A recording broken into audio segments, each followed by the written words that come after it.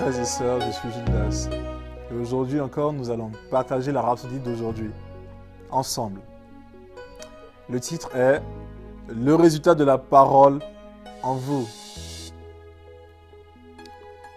Le verset d'ouverture est pris dans Éphésiens, chapitre 3, verset 10.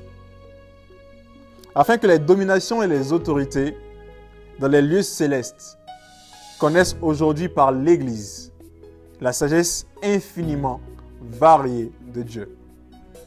Notre titre est « Le résultat de la parole en vous ». Ne savez-vous pas qu'il y a certaines choses nous concernant, nous, la nouvelle création, que les anges ne peuvent avoir? Les anges sont des êtres glorieux et merveilleux.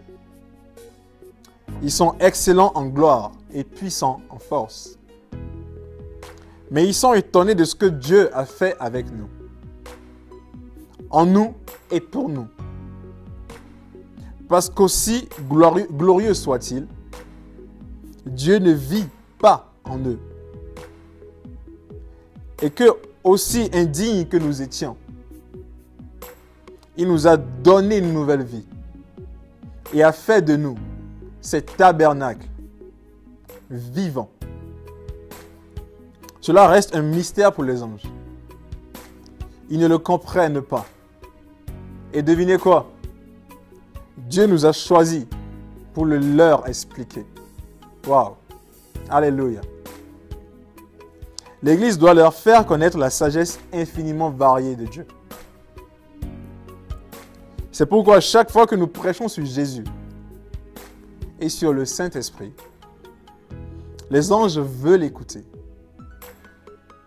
Ils aiment cela. Ils veulent en savoir plus sur le salut que Jésus a apporté à l'homme. Parce que c'est quelque chose qu'ils connaissent seulement dans les Saintes Écritures. Ils n'ont pas une expérience réelle de celui-ci. Ils ne savent pas ce à quoi il ressemble. Alors, ils l'entendent de notre part. C'est à cela que l'apôtre Paul fait allusion dans notre verset d'ouverture quand il dit « Afin que les dominations et les autorités dans les lieux célestes connaissent aujourd'hui par l'Église la sagesse infiniment variée de Dieu. » Alléluia. C'est en effet un grand privilège et un honneur pour nous, en tant qu'Église de Jésus-Christ, d'expliquer la sagesse et les mystères de Dieu aux anges. Maintenant, si cela fait partie de notre responsabilité, cela signifie que nous devons connaître la parole. En d'autres termes, vous devez être l'expression de la parole de Dieu, la révélation de sa justice et sa personnalité. Nous sommes ses épîtres. 2 Corinthiens 3:2 dit « C'est vous qui êtes notre lettre, écrite dans nos cœurs, connue et lue de tous les hommes. » Alléluia. L'épître de Christ est là, est la parole du Christ. La parole du Christ est la parole de Dieu. Nous sommes donc les épîtres de Christ dans la chair. Ce qui signifie que nous sommes la parole de Dieu dans la chair, à l'instar de Jésus-Christ. Le vrai christianisme est le résultat de la parole en moi et en vous. Alléluia.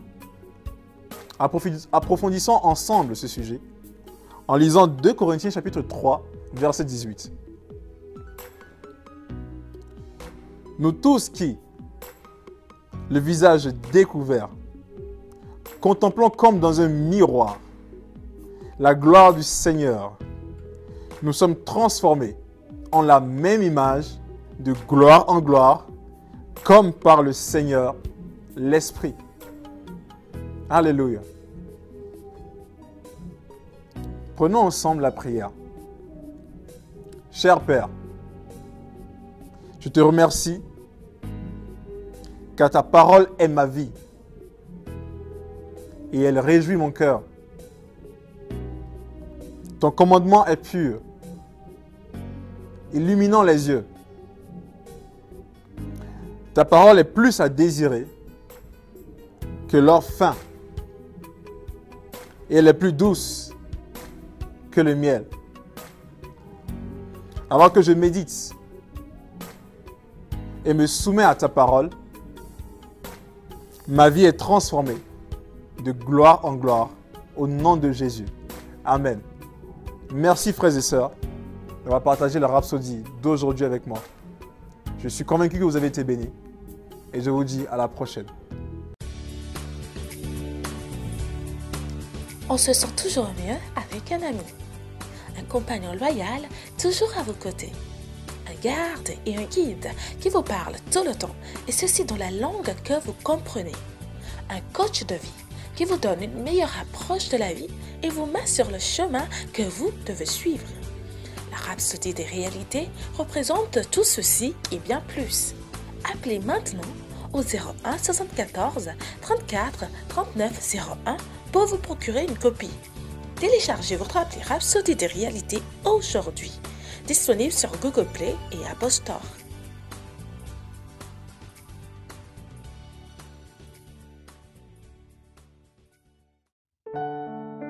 Nous espérons que vous avez été bénis par le message du jour. Si vous n'avez pas encore fait de Jésus le Seigneur de votre vie, vous pouvez répéter cette prière avec moi. Père, je viens à toi maintenant au nom de Jésus. Je crois dans mon cœur que Jésus est le Fils de Dieu et qu'il est mort pour mes péchés et tu l'as ressuscité pour ma justification. Je confesse que Jésus est le Seigneur de ma vie à partir d'aujourd'hui. Je reçois la vie éternelle dans mon esprit. Je suis né de nouveau. Je suis désormais un enfant de Dieu et Christ vit en moi. Merci Père d'avoir fait de moi ton enfant. Alléluia. Si vous avez fait cette prière avec moi, sachez que vous êtes désormais un enfant de Dieu et Dieu est votre Père. Ne vous arrêtez pas là. Rejoignez une église Christ-Embassy où vous pouvez adorer le Seigneur et grandir dans sa parole. Que Dieu vous bénisse.